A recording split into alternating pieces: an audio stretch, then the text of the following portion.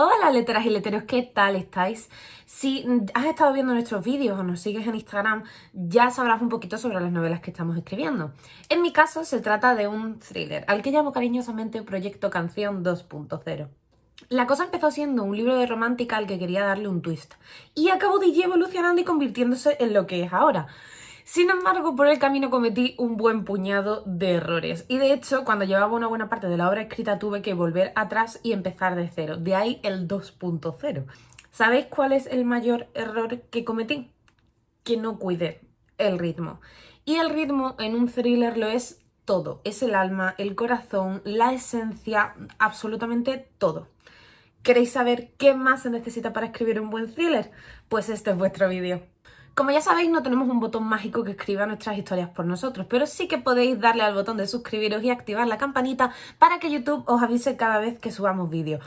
Lo cual necesitamos con urgencia, porque todavía somos un canal muy pequeñito y es básico que os avise en las primeras horas después de haber subido el vídeo. Así que, please, campanita activada, por favor. También podéis seguirnos en nuestra cuenta de Instagram. Ya sabéis que tenemos la cuenta común de las leteras y además también tenemos nuestras cuentas individuales, que os dejo por aquí en la pantalla y también en la cajita de la descripción. Y bueno, vamos con el vídeo, ¿no? Yo soy Pili y estos son las leteras.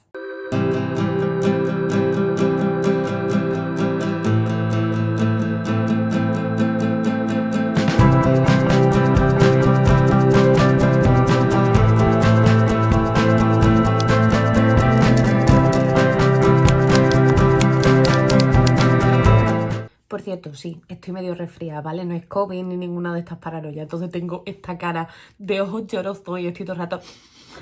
Me disculpáis, please. Novela negra, thriller, Ghibli, domestic noir, novela de espías... Seguro que todo esto... Bueno, todos estos términos te suenan más o menos. También es normal que no sepas diferenciarlos todos al 100%, porque se parecen un montonazo. Podríamos decir que todos son subgéneros que están bajo el paraguas de la novela criminal. Y así más o menos nos entenderíamos. Tampoco hace falta que te obsesiones con las etiquetas, pero vamos a hablar un poquito de estos subgéneros, pues, para poder entrar en materia y para que sepas qué es lo que estás escribiendo, al menos más o menos.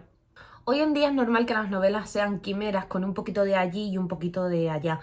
Pero personalmente creo que esto es enriquecedor. Crea lo que te apetezca, experimenta, pero por favor tienes que tener siempre muy en cuenta las características del género o del subgénero, porque si no te puede pasar lo que me pasó a mí, que me despisté y acabé con 200 páginas escritas que tuve que apartar a un lado y empezar de cero porque no me fijé en las bases de un thriller en mi caso y la lié pardísima. Y bueno, como te comentaba, vamos a hablar un poquito de estos subgéneros que te he comentado antes y de alguno más, por lo menos para darte un contexto y lo que decía, para que sepas a qué atenerte. Vamos a empezar hablando de lo que es un thriller. Si bien es cierto que hoy en día utilizan esta palabra para etiquetar novelas que verdaderamente no son thriller, sí que ayuda al lector a saber o a imaginarse más o menos por dónde van a ir los tiros de la novela en cuestión. Un thriller realmente es una novela de suspense magnificada, que va muy rápido, que tiene un ritmo trepidante y que está todo el rato dejando con la lengua afuera tanto a los personajes como al lector. Y además también genera una montaña rusa de emociones. Entraremos en sus características dentro de un ratito, pero para que tengáis una referencia o un ejemplo, Confesiones, de Kanae Minato. De este libro ya os hablé en el recopilatorio de los mejores libros de 2021, que os dejo por aquí arriba por si queréis echarle un vistazo. Es un thriller y es fantástico, además muy finito, os lo recomiendo muchísimo. Las novelas de misterio están protagonizadas o suelen estar protagonizadas por detectives o por aficionados a resolver crímenes que son muy inteligentes y además suelen dejar a los policías a la altura del betún. Estos protagonistas, gracias a su ingenio y a su inteligencia, consiguen resolver los crímenes. Y un ejemplo súper típico son los libros de Sherlock Holmes. Más típico y más conocido imposible. En las novelas de suspense, el lector suele tener más información que los personajes. Y ahí es donde reside la tensión, porque no sabe si el protagonista o los protagonistas van a conseguir salirse con la suya o si va a ser el malo, el antagonista, el que gane al final. Las novelas policíacas intentan acercarse a la realidad lo máximo posible. Los protagonistas son policías o cualquier otra persona de las investigaciones criminales, es decir, forenses y cosas así. Y lo que hacen es resolver el misterio o el crimen utilizando todas las medidas que se utilizan en la vida real, y la novela está centrada en esas investigaciones. El antagonista suele ser un asesino en serie y los protagonistas, aunque ganen al final, nunca van a salir indemnes. Siempre va a haber algo que les haga cambiar al final o a lo largo de la novela. Un ejemplo son las novelas de El Inspector Rebus, de Ian Rankin, que son súper famosas y os las recomiendo muchísimo porque están muy bien. En la novela negra moderna, el protagonista no siempre es un policía, puede ser otra persona más normal y corriente, por decirlo de alguna forma. Y de hecho, el crimen tampoco tiene que ser especialmente violento ni nada por el estilo, porque al final todo es un recurso para mostrar las capas más oscuras de la sociedad y del alma humana. En el domestic noir, el protagonista es una persona normal y corriente como podemos ser tú y yo, que de repente se ve envuelto en una investigación criminal o en un crimen, o se convierte en el objetivo de un criminal. Y claro, pues tiene que salir de ahí como sea. Suelen ser historias de venganza, de huida o también de búsqueda de justicia. Y como el protagonista realmente no tiene recursos y no tiene por qué tener conocimientos de la mente del criminal o de cómo escapar de una situación así o cómo resolver una situación así, para mi gusto suelen ser un poco inquietantes, la verdad, porque además como que te sientes más identificado, ¿no? Imagínate que de repente, yo qué sé, matan a tu hermano y tú quieres encontrar al asesino. Creo que hay mucha impotencia en ese tipo de situaciones, entonces me da un poquito de angustia. Sin embargo, este que os voy a decir, El Club del Crimen de los Jueves, por lo que me han dicho es bastante divertido. Yo todavía no lo he leído, lo tengo ahí en la estantería en pendientes, pero bueno, es un ejemplo de domestic noir. El rural noir es bastante sencillo de definir y es básicamente coge la acción y ponla en un pueblo y ya tienes un rural noir. Pero ojo, el paisaje y el pueblecito en sí es un personaje más de la narración, con lo cual tienes que trabajarlo muy, muy, muy bien, porque si no, estás escribiendo otra cosa diferente.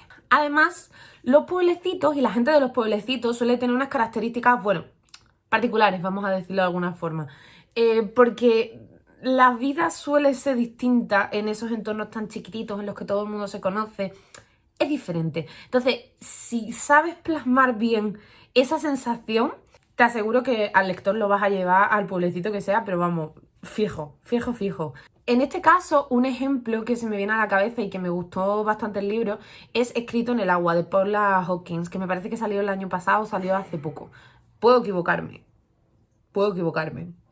pero sí que es un ejemplo. La novela negra nórdica se ha hecho tan popular y es tan particular que se ha convertido en un subgénero por sí misma. Crímenes súper violentos, personajes tan fríos como las localizaciones y también las características típicas de la cultura de los países del norte de Europa son lo que define a este tipo de novelas. Y un ejemplo es la archifamosa, la saga archifamosa de los hombres que no aman a las mujeres. También tenemos las novelas de espías, porque obviamente todo no iban a ser muertes y secuestros. De hecho, las novelas de este estilo y también inspiradas en conspiraciones políticas llevan escribiéndose desde antes de la Primera Guerra Mundial. Y un personaje súper famoso que salió de este tipo de novelas es precisamente el... Esperemos que el próximo sea nuestro querido Henry Cavill, por favor, desde aquí hacemos un llamamiento. Hablamos de James Bond, creado por Ian Fleming.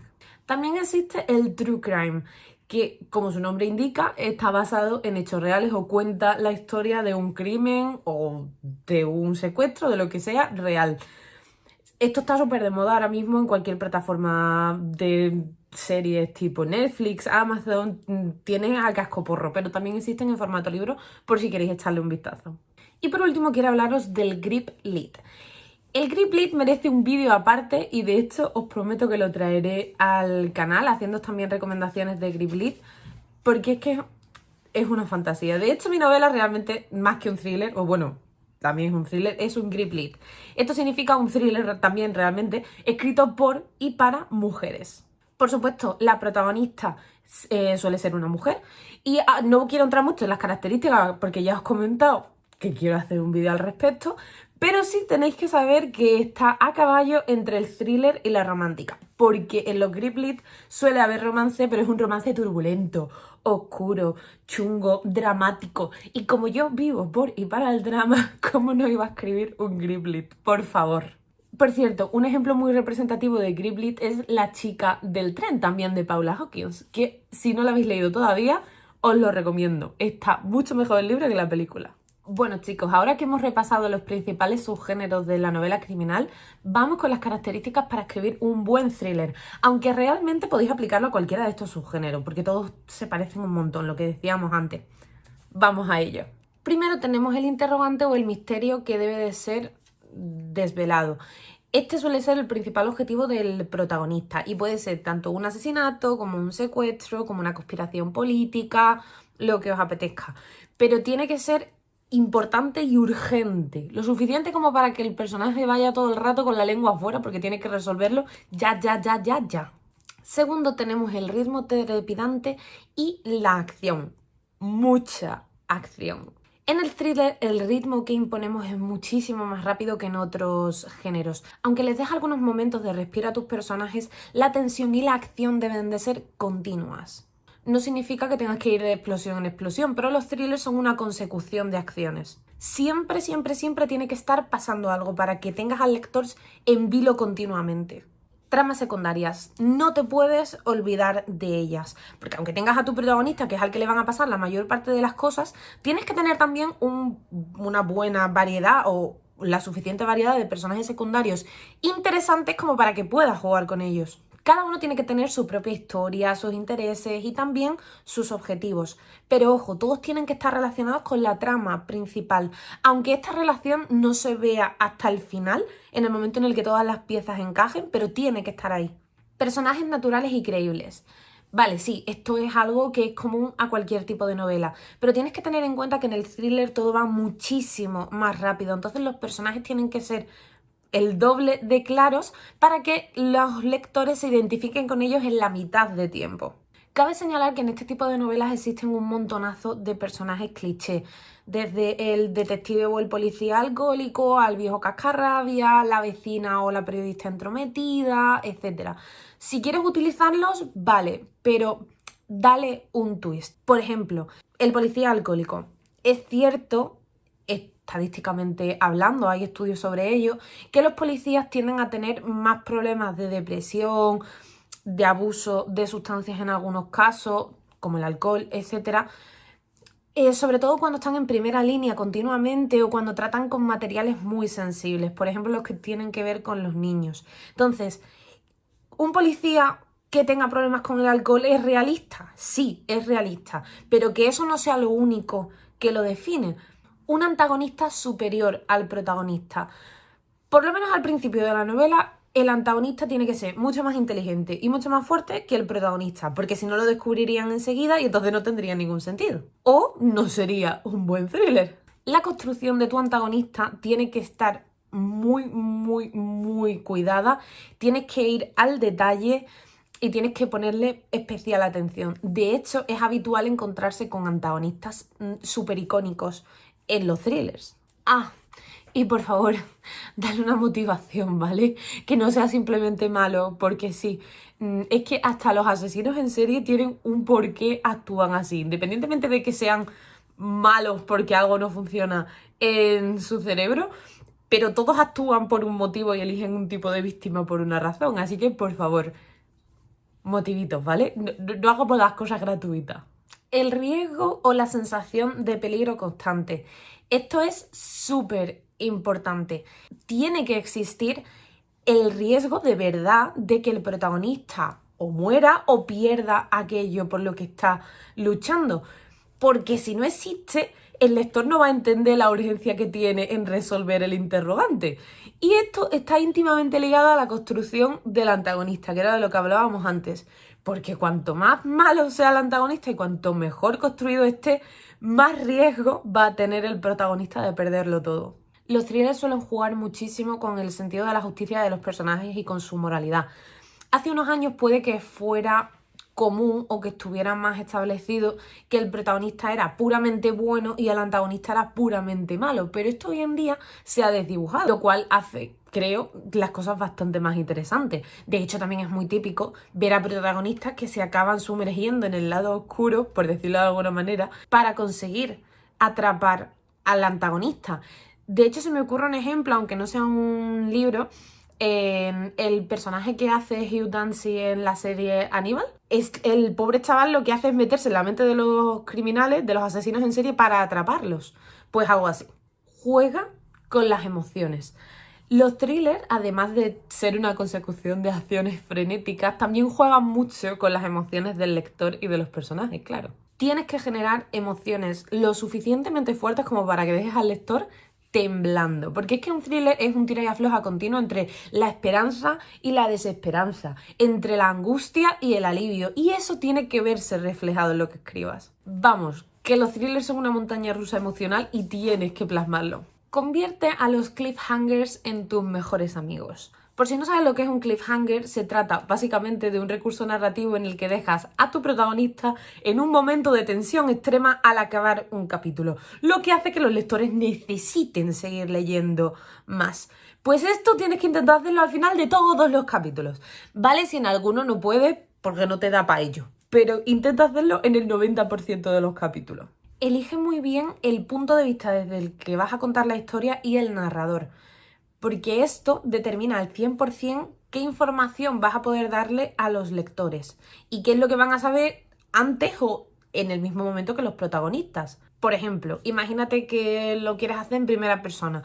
Pues no es lo mismo que lo narres desde el punto de vista del policía que lleva la investigación que de la madre de la víctima, porque no tienen la misma información ni tienen los mismos recursos para resolver el crimen. También es diferente si lo cuentas desde una primera persona, que vas descubriendo las cosas conforme ese personaje va descubriéndolo, valga la redundancia, o si usas un narrador omnisciente que lo sabe todo, entonces ahí puedes dar la información de otra manera. Esto nos lleva al siguiente punto, que es dosifica bien la información que das y también aporta información falsa. Dale a tus lectores la información poquito a poco, con cuentagotas, porque es que si no van a descubrirlo todo súper rápido, mucho antes del clímax, y te aseguro que no quieres que te pase eso. También puedes jugar con información falsa, información verdadera, para intentar confundir al lector y que no te pille desde el principio. Planificación, planificación y planificación. Por si no te habías dado cuenta todavía, escribir un thriller necesita mucha más planificación que otro tipo de novelas, donde quizás puedas dejar algo al azar. Aquí no, prohibido. En thriller, cualquier cabo suelto puede hacer que se te desmorone todo, que sea incoherente, que te pille a alguien y te tire la historia por tierra. Entonces tienes que asegurarte de que tienes todo súper bien atado antes de ponerte a escribir, o puedes liarla muy muy parda. Documentación. Esto es básico y fundamental para que tu obra funcione. Imagínate, por ejemplo, que quieres escribir una novela policíaca, pero no tienes ni puñetera idea de cómo van los procedimientos criminales o de, yo qué sé, por ponerte un ejemplo, lo típico de las películas de ¿tengo derecho a una llamada? Pues no siempre tienes derecho a una llamada. Dependiendo del país, no puedes hacer esa llamada. Entonces, es importante que lo sepas, ¿no? O el llevar armas, cuánto tiempo te pueden retener antes de hacerte una acusación, todo lo que se puede investigar en una escena del crimen, psicología criminal, todas esas cosas tienes que tener unas mínimas nociones de ello, pero lo ideal es que sepas un poquito bastante o que te investigues bastante, porque además cuanto más sepas, más detalles vas a poder poner en tu historia.